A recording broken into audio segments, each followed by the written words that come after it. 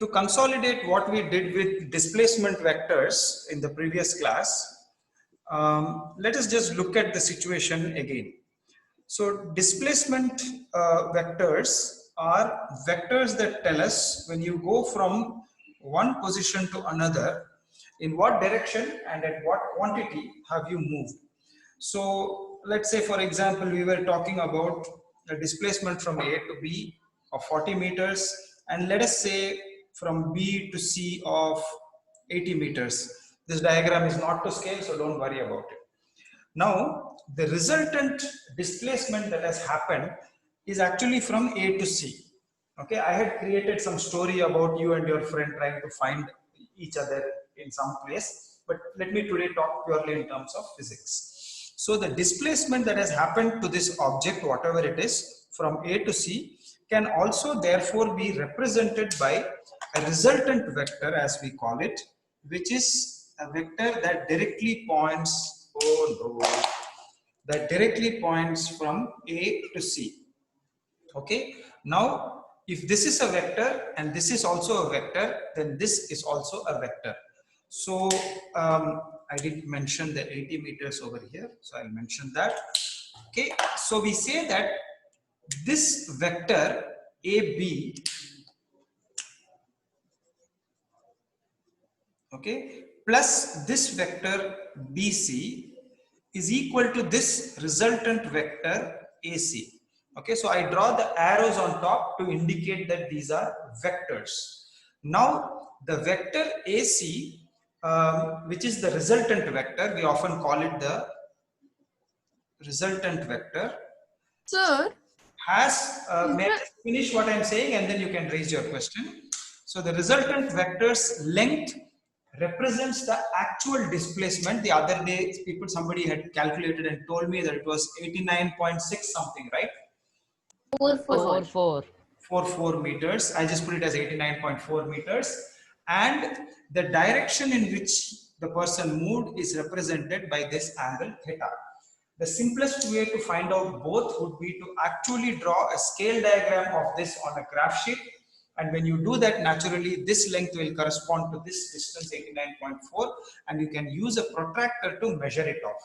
In the other class, some people had asked, how can you find out that angle theta if you do not use a protractor and a graph sheet? You can do that by using trigonometric functions, but it's still a year ahead for you. So I will not go into that in detail. So this is how displacement vectors work. Now, if you have any questions to ask, you can raise it now. Yes. So then AB vector plus BC vector. So AB vector is the distance. No, AB vector is not just the distance. So AB vector will be 40 meters to, if you like, I remember I told you this, to east. Okay, that is AB. BC is 80 meters to north. Okay, so both the information is encapsulated in that word. That is why we use that special symbol there. You don't have to write it like this, of course, not every time. There is a way to writing vectors which you will learn a little bit later. You won't learn it until you come to class 11. Then you learn something called as vector algebra, in which you learn how to add up the directions. For the time being, the graphical solution is enough. You put it on a graph sheet in such a way that this AB vector represents 40 meters moved towards the east. This represents 80 meters moved towards the north. This represents the direction and the distance moved by represented by the resultant vector. Is that clear now, Sid? Yeah. Ruhani, I thought you also wanted to ask something. No. Okay. Okay, so if there aren't any other questions, then I'll make another point, which is that the curious thing about displacement vectors that for us may be a little bit hard to understand is that the resultant vector does not care how much you have moved. For after all, if you walked 40 meters in this direction and 80 meters in this direction, you have done 120 meters of walking, right? And then when you reach point C, the fact is that you're only 89.4 meters from the point where you started off. Okay, so the resultant vector says no matter you walked 120 meters, you're only 89.4 meters from the point where you started off. So the resultant displacement vector does not take into consideration the path that you took. In fact, it doesn't matter how tortuous a path that you take. So I was talking the other day about this kind of, if you walk something like that and then you reach point C. The resultant vector, whether you did this or you did this, the resultant vector is in both cases the same thing, because the resultant vector only asks in terms of displacement, how far are you in what direction from the point that you started. That is the only question that matters. Is that clear now to everybody? Yes, sir. Yeah. Okay. So if that is clear now, then we can move on to look at force vectors also in a similar manner. So the case that we had taken, although there are only a couple of minutes left, maybe I'll just give the introduction part of it and we can discuss it in tomorrow's class or whenever the next class is, which is that let us take the ship and tugboat situation, okay, because in a way it is an easier situation to imagine. And then we will come to Nelly Newton also. So I was telling you people that when large ships come into port, their propellers, incidentally ships also have propellers, they are under the water and they push the ship forward. Their propellers are too big to navigate the shallow waters. So they turn off their propellers and they are pulled by tugboats, which are smaller, powerful boats that can together pull the large ship. So I was telling you a situation in which there is a tugboat moving in that direction, moving in this direction, and they are pulling the ship in a certain direction. Now, if the force that the tugboat is pulling with is represented by that vector, so this is tugboat 1, so this is force 1, this is tugboat 2, and let us say that this tugboat is pulling with a slightly greater force, not a slightly greater force, it looks like a much greater force. Okay, then what is the resultant of these two forces and in which direction does it act? So what you can do now is you can add up these two forces by using the same principle that we applied for displacement vectors. You have to line these forces up head to toe. So it doesn't matter which vector's head you line up to which vector's toe.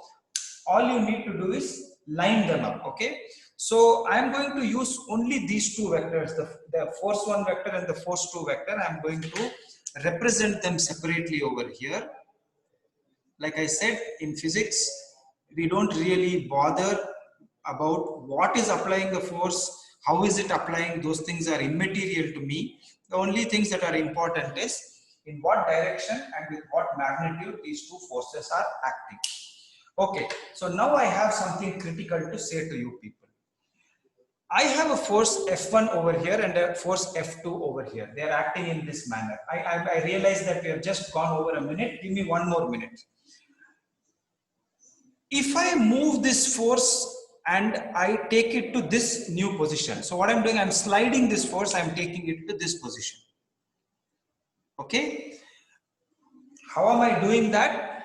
I am taking care that neither the length of the vector F1 nor the direction in which it is acting changes. Okay. Am I clear about this? I am neither changing the direction in which it is acting, nor am I changing its length. In that case, am I being unfair with the vector? Am I manipulating the vector in a way that is not correct? You will have to answer that question. No. I did not change the length. I did not change the direction of action. What that looks like is, you may say that, hey, but the force is being applied at that point in the ship. If you move the force like this, then it doesn't look like it is being applied on the ship. But what I am doing is, I am adding up the vectors.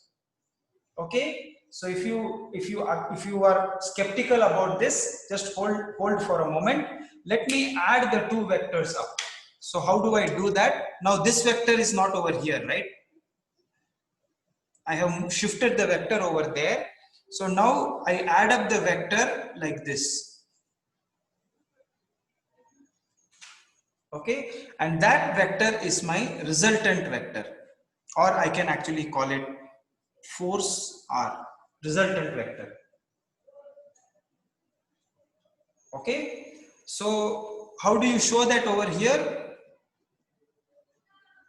This force, I am sliding it over here, so this force is acting over here, and when I F1 over here and I do the resultant, the force comes out like that.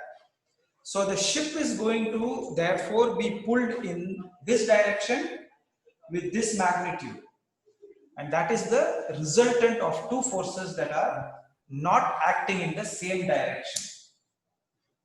Okay, more on this in the next class. Think about what I have said. When we meet again, we will clarify the situation further.